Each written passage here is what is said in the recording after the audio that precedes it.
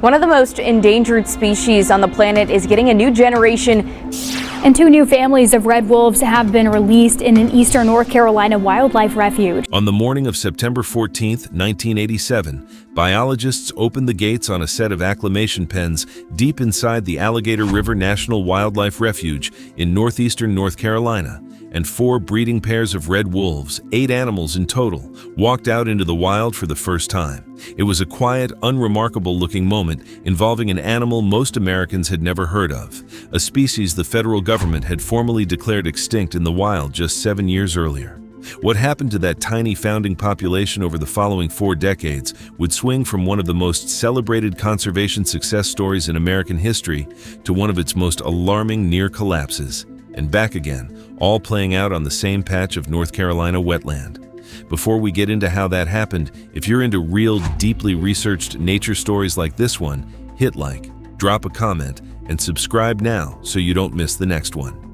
To understand how the red wolf ended up needing this kind of rescue in the first place, you have to understand just how completely the species had already been erased from its historic range. Red wolves once roamed across the entire southeastern United States, from the swamps of Florida up through the Appalachians and as far west as central Texas. Decades of organized predator control programs aimed primarily at protecting livestock, combined with relentless habitat loss as wetlands and forests were cleared for agriculture, drove the species to the brink of total extinction by the mid-20th century.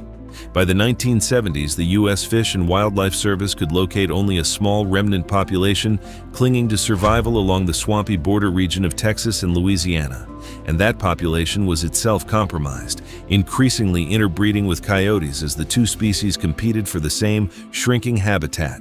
Faced with a population this small and this genetically compromised, wildlife officials made an unprecedented decision. Between 1973 and 1980, biologists captured every red wolf they could locate in the wild, more than 400 animals in total, and screened them intensively for genetic purity, ultimately identifying just 14 individuals judged to be pure red wolves rather than coyote hybrids. Those 14 animals became the entire founding population for a captive breeding program established at Point Defiance Zoo and Aquarium in Tacoma, Washington, thousands of miles from the species' native range. In 1980, with no red wolves confirmed remaining anywhere in the wild, the U.S. Fish and Wildlife Service made the extraordinary declaration that the species was now extinct in the wild, its future resting entirely on 14 animals in captivity and whatever came from breeding them.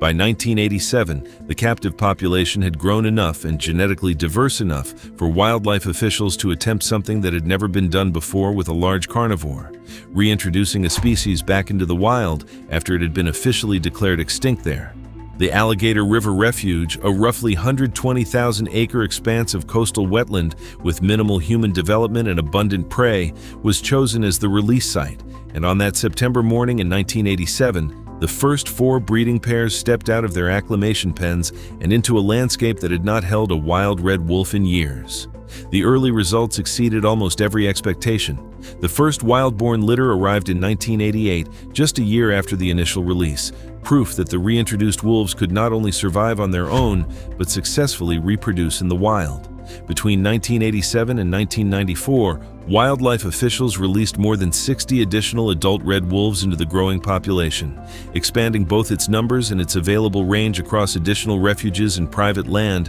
throughout 5 counties of the Albemarle Peninsula. By the mid-2000s, the wild population had climbed past 100 animals, spread across multiple family packs, occupying nearly 6,000 square kilometers of public and private land. By 2012, the population reached a peak of somewhere between 120 and 150 wolves, a nearly 20-fold increase from the 8 animals released 25 years earlier, and the only successful reintroduction of a large carnivore into the wild anywhere in the eastern United States.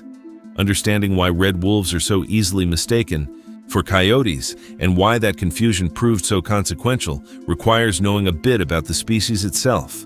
Red wolves are intermediate in size between coyotes and the more familiar gray wolf, typically weighing between 45 and 80 pounds, with a reddish tint most visible behind the ears and along the legs, but an overall coloring that, at a distance or in poor light, can look remarkably similar to a large coyote.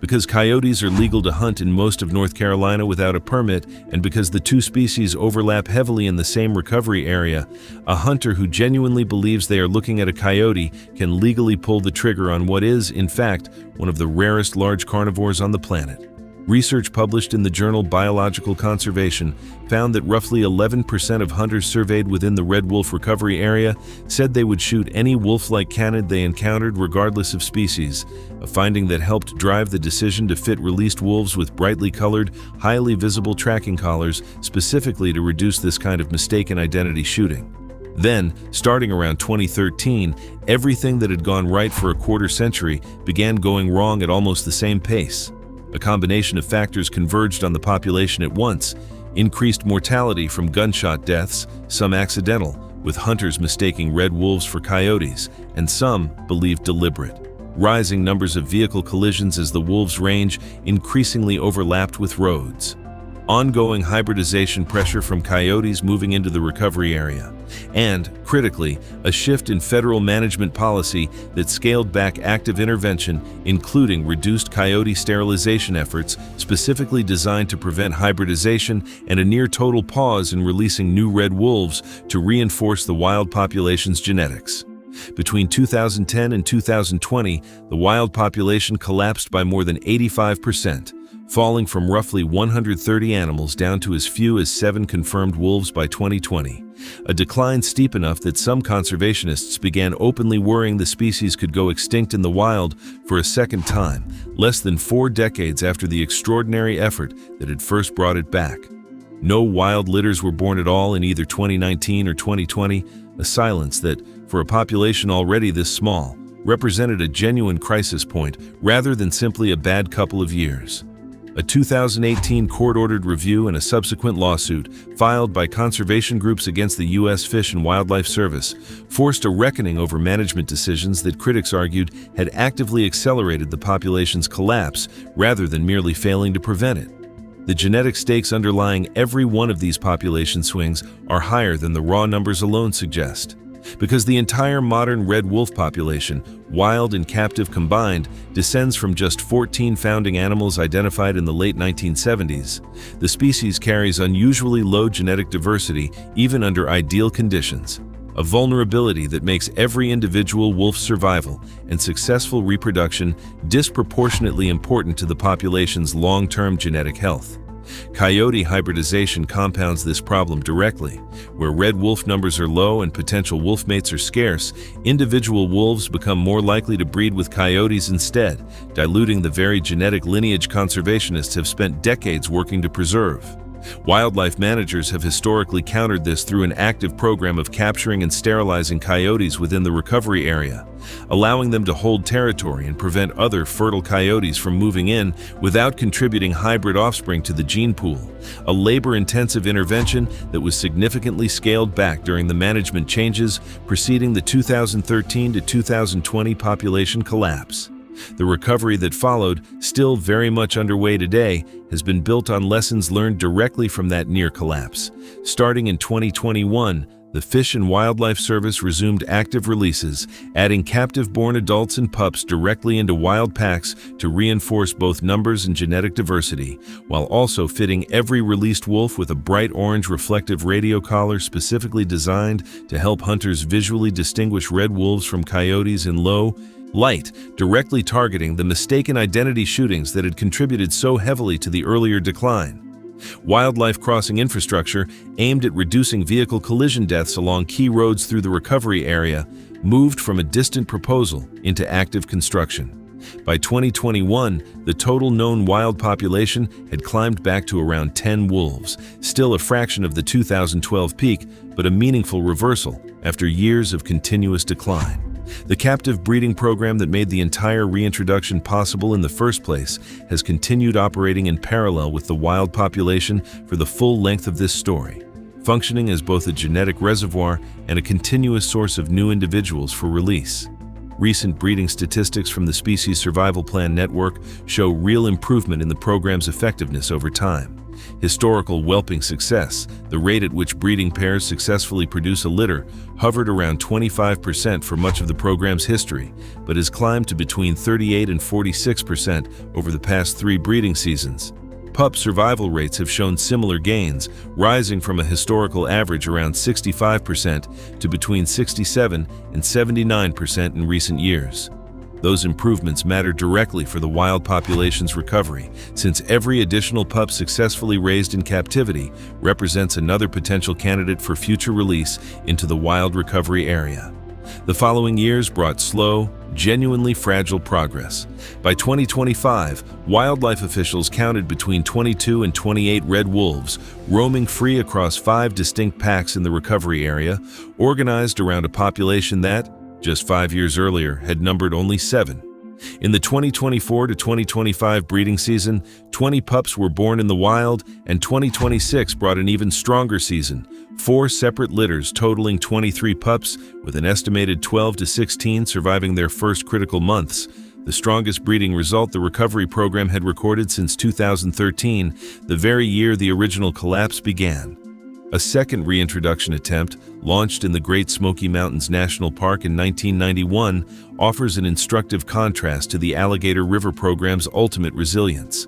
Wolves released into the mountainous terrain of the Smokies struggled from the start, likely due to a combination of insufficient prey availability and the wolves' own apparent preference for lower elevation habitat outside the park's boundaries. By 1998, wildlife officials had recaptured most of the released animals and formally abandoned the Smoky Mountain site, leaving Alligator River as the only red wolf reintroduction location that ultimately succeeded in establishing a lasting wild population, a distinction it still holds today as the single confirmed wild red wolf population left anywhere in the world. Even with that momentum, wildlife officials and conservationists working directly on the recovery have been careful not to overstate how secure the species' position actually is. 22 to 28 wild red wolves remains an extraordinarily small population for a species this genetically constrained, one already descended entirely from just 14 founding animals rescued from near-total extinction decades earlier. A single severe disease outbreak, an unusually bad string of vehicle collisions, or a return to the reduced management support that preceded the 2013 to 2020 crash could plausibly threaten the population's stability all over again. Roughly 280 to 300 additional red wolves remain in captive breeding facilities across more than 50 institutions nationwide, a substantial genetic safety net, but one that underscores just how much of the species' entire future still depends on careful, sustained, well-funded human intervention, rather than a truly self-sustaining wild population operating on its own. The choice of Alligator River as the release site was not accidental, and understanding why it succeeded where the Smoky Mountains attempt failed helps explain a great deal about what makes a reintroduction site viable in the first place. The refuge's coastal wetland habitat, dominated by Poccasin shrub bog, marsh, and managed agricultural fields on adjacent private land, supports abundant populations of white-tailed deer, raccoon, nutria, and other mid-sized prey that make up the bulk of a red wolf's diet, without the steep elevation gradients or dense mountain forest that appear to have worked against the wolves released in the Smokies. Just as importantly, the refuge's relatively low human population density, combined with its position on a peninsula bordered by water on multiple sides, gave wildlife officials a level of control over the release area that would have been far harder to achieve in a more open, continuous landscape. Even with those advantages, biologists spent years refining the acclimation process itself, holding newly released wolves in large fenced pens on site for extended periods before final release, allowing them to grow accustomed to the sounds, scents, and rhythms of their new environment before being given full freedom to roam, a technique that later reintroduction programs for other large carnivores elsewhere in the country would go on to adopt directly from the Red Wolf program's early experience. Broader infrastructure and legislative support for the recovery effort has also expanded meaningfully in recent years. Nearly 40 years after that first release, the red wolf remains the only wild population of its species on Earth, existing in exactly one patch of North Carolina wetland, a conservation story that has already proven capable of both remarkable success and near-total failure, sometimes within the same decade, and whose long-term outcome still depends entirely on choices being made right now. If you enjoy real verified stories from the wild edges of nature, like this video, leave a comment letting me know what you thought and subscribe for more. I will see you in the next one.